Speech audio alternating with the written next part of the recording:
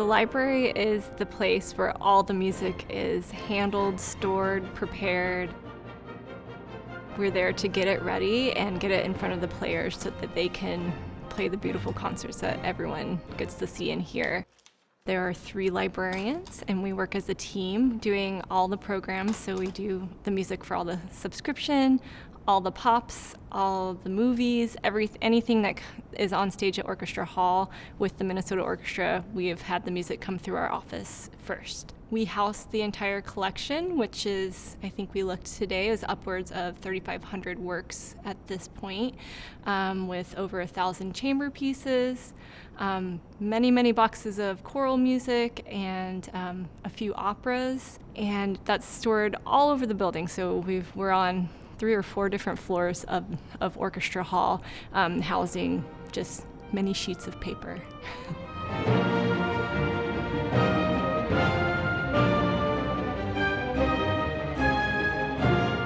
This score, being published in 1895, and then with the Toscanini 1909 stamp, this really is one of the earliest pieces that we own. There are some really, really old parts that have been with the orchestra since the beginning, and we don't usually use those parts anymore. So if there's a set that needs to be replaced and it's something that we can easily purchase as in public domain, we'll buy a new set and get all the markings prepared in that.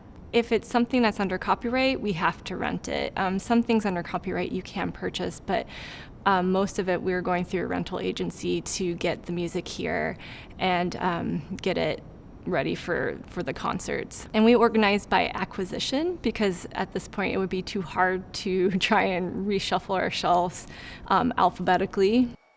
All 3 of the librarians in Minnesota Orchestra have performance degrees. Valerie is the most decorated of us. She has a doctorate in viola. Working with the musicians can take on a couple different forms. We are often working with the principal strings because they're the ones giving us bowings and other musical notes that need to go into the parts. But we're also there to answer questions that anybody in the orchestra might have. So we definitely help probably everybody in the orchestra.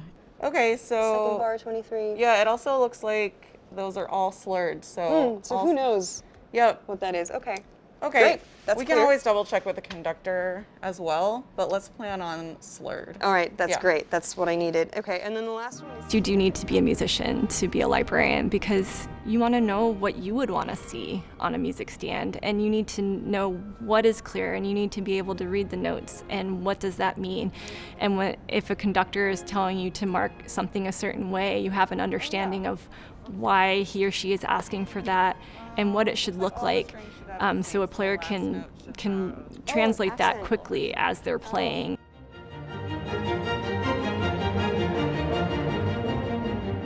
Today I'm working on a new set of parts that Osmo has purchased for his performance with the Minnesota Orchestra at the end of October.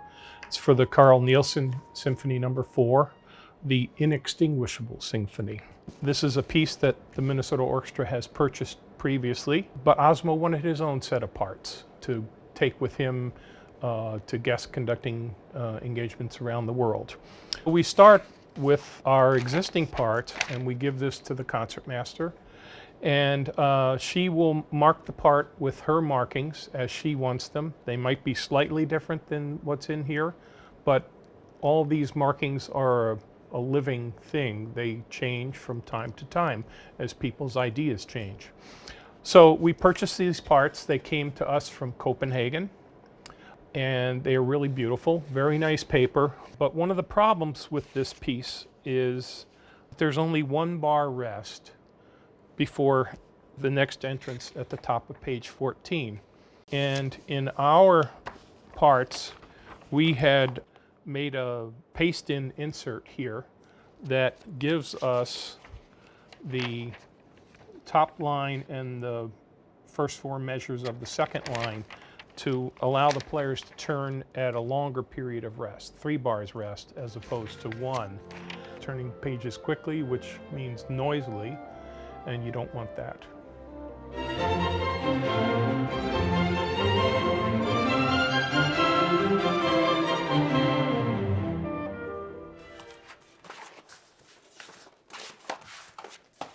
We put the folders together several weeks ahead of time, so everybody has the music available to practice.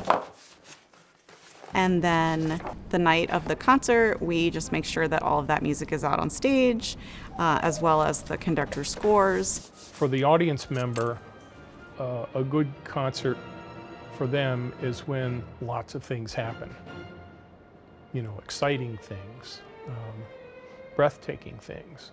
For the library, a good concert for us is when nothing happens, because that means we've done our job in preparation for the rehearsals and the concerts.